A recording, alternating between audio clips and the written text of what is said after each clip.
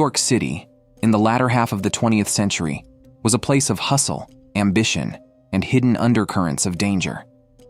Images of bustling streets and neon-lit boroughs often concealed a formidable presence: the 5 families of the Mafia. In this secretive and hierarchical world, certain figures rose to notoriety for their cunning and ruthless tactics. Among them was Anthony Gaspipe Casso, whose mere nickname invoked a sense of dread and respect. Little did most people know, Casso would go on to secretly place bounties on both rival mobsters and potential informants. One of many reasons why his name became synonymous with intimidation. From the late 1960s to the 1990s, the Lucchese crime family was marked by internal power struggles, betrayals, and shifting alliances. In the eye of the storm stood Casso, a man with a reputation so brutal that even his peers thought twice before crossing him. This upcoming journey into his life aims to peel back the layers of myth and reality, showing how a streetwise kid from Brooklyn climbed to the second highest rung of organized crime. Part of what made him so feared was his survival of multiple assassination attempts, each one thwarted and avenged with such ferocity that it only hardened his legend within underworld circles. As we delve into the story of Gaspipe, we'll explore his formative years, the strategic mind that made him invaluable to the Lucchese family, and the chilling acts that earned him notoriety. The facts presented here offer a glimpse into one of the most ruthless underworld figures of his era. Discretion is advised, but so is an open mind as we uncover how ambition, loyalty, and fear can intertwine in a world fueled by secrecy. Casso's father, Mike the Driver Casso, may have influenced his penchant for violence, but the son's infamous moniker, possibly stemming from a favored metal pipe weapon, cemented his place as a man to be reckoned with. Anthony Casso was born on May 21, 1942, in Brooklyn, New York, to a family already acquainted with the underworld. His father, Mike the Driver Casso, purportedly maintained ties to organized crime, exposing young Anthony to mafia culture from an early age. The streets of Brooklyn served as a hothouse for the budding gangster, where small-time hustles and local street gangs provided an informal education in survival and power. Even in his adolescence, Casso was known for brazen acts that signaled the kind of boldness he'd later use to place bounties on those who posed a threat to him or the Lucchese family. The moniker Gaspipe has multiple origin stories. Some allege it stemmed from his father's favored weapon, a blunt instrument that left no room for argument. Others suggest it was a subtle nod to how effectively Anthony piped fear into those who crossed him. Regardless of its origins, the nickname signaled a no-nonsense style that would define his approach to loyalty and conflict in the decades to come. It also served as a lingering reminder that attempts on Casso's life were rarely taken lying down. Indeed, he survived repeated threats and responded with relentless brutality. By the time he reached his late teens, Casso had progressed from teenage brawls to more sophisticated crimes like loan sharking and racketeering. He learned that violence, used strategically, could open doors and make a name for himself in circles that valued intimidation. It was this potent mix of savvy and aggression that soon caught the attention of established mobsters within the Lucchese family, setting him on the path to becoming a pivotal figure in organized crime. Eventually, his aptitude for secrecy would also shine when he later lived as a fugitive, communicating through coded channels while federal agents scoured the country for him. Once Anthony Casso was recognized for his potential, his apprenticeship under key Lucchese members accelerated. He began handling low-profile tasks that gave him critical insights into the family's structure and business operations. As he gained trust, he was introduced to higher-stakes deals, where he honed his ability to negotiate, manage finances, and placate rival factions through calculated diplomacy. Even at this early stage, Casso was known to have begun leveraging corrupt contacts, foreshadowing the deeper infiltration of law enforcement he would orchestrate in the future. Becoming a made man in the Lucchese family was a turning point in Casso's underworld career. The initiation signified more than just a formal induction. It was an affirmation of loyalty, a mutual understanding that the family came before all else. This milestone also gave Casso better access to profitable rackets, such as construction and waste management, industries that the mafia penetrated to siphon off lucrative contracts and revenue streams. His influence grew, and in time, he would even enlist corrupt NYPD detectives to carry out hits on his behalf, a move that remains one of the most shocking breaches of law enforcement integrity in mafia history. Casso's reputation as both an enforcer and a strategist earned him the respect of Vittorio Little Vic Amuso, who would later become the boss of the Lucchese family. Their kinship was founded on a shared philosophy of zero tolerance toward disloyalty. It was Amuso who ultimately elevated Casso to the position of underboss, a role that granted him vast influence over the family's day-to-day operations and sealed his place as one of the most feared men in the organization. By this time, Casso had already masterminded multiple large-scale scams, including manipulating contracts in lucrative city projects, setting the stage for his infamous role in the Windows case. As Casso's responsibilities within the Lucchese family grew, so did his reputation for chilling violence.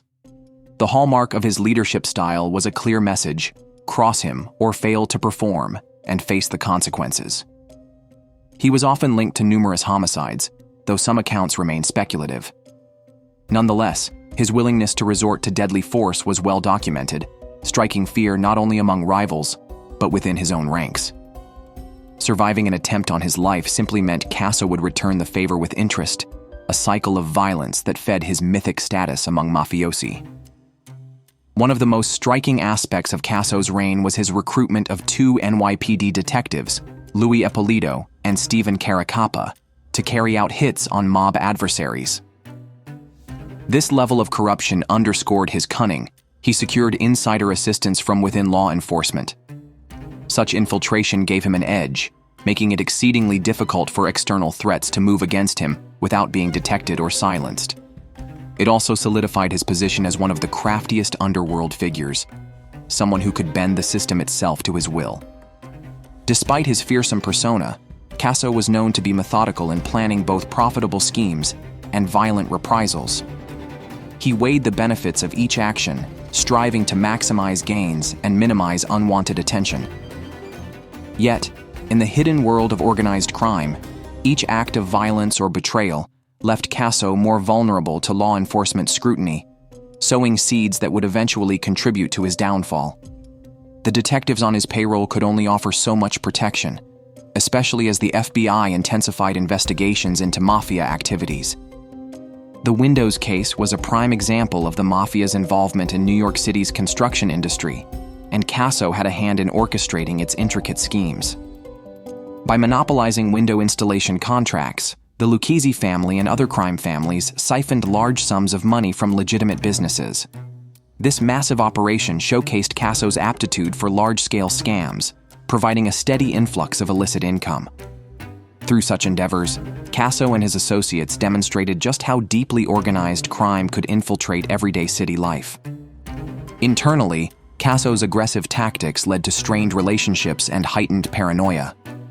Any rumor or suspicion of betrayal typically met with swift action, with many suspects disappearing under shadowy circumstances. While this ruthless approach kept many in line, it also fueled internal tensions, as fear replaced camaraderie among some members of the organization. Casso's response to perceived treachery could be as extreme as putting a price on someone's head, ensuring that few dared oppose him. Simultaneously, outside forces were closing in. Federal prosecutors and the FBI began intensifying their campaigns against New York's mafia families in the 1980s. Wiretaps, informants, and surveillance steadily chipped away at the protective walls surrounding mob activities. As law enforcement gathered critical evidence of Casso's involvement in racketeering and homicides, it became evident that his safety and his freedom were in jeopardy. This looming pressure laid the groundwork for Casso's eventual decision to flee and later to cooperate. Faced with mounting federal indictments, Casso chose to flee New York in the early 1990s. While on the run, he attempted to manage the family's affairs from a distance, still issuing orders and making decisions that perpetuated his reign of intimidation. This period of evasion only intensified law enforcement's resolve to capture him. turning Casso into one of the most wanted criminals of his time.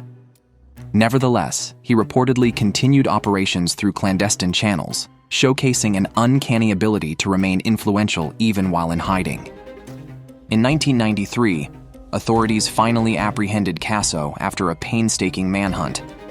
Perhaps the most shocking development came when he elected to cooperate with the government, an almost unthinkable choice for someone who had built his reputation on loyalty to the code of silence. He offered extensive knowledge of corrupt police ties, insider dealings, and secrets involving other high-profile figures within organized crime. The fact that his deal was later revoked due to credibility issues and allegations of continued criminal behavior only added another layer of infamy to his story. However, Casso's bid to secure leniency was fraught with complications. Prosecutors eventually questioned the credibility of his accounts, and allegations arose that he used his informant status to settle personal vendettas. Amid these controversies, the government revoked his cooperation agreement, leading to harsher sentencing. This fall from being a feared underboss to an outcast informant reflected a dramatic reversal of his once unassailable power, underscoring how even the most cunning mafioso could overplay his hand.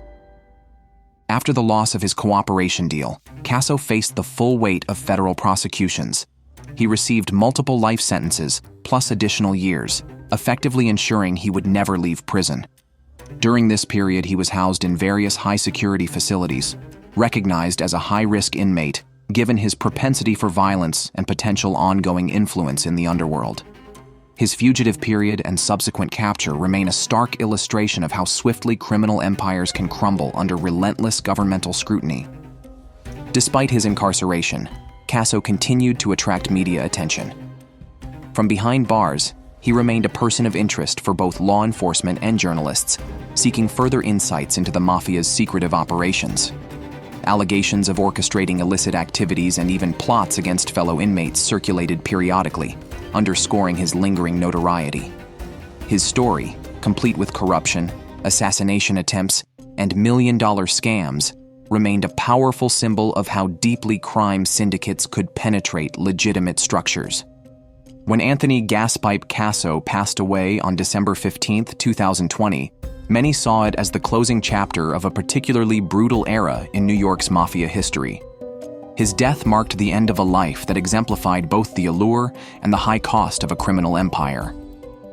Even in his final days, Casso's name conjured thoughts of betrayal, violence, and an underworld code that he alternately upheld and forsook.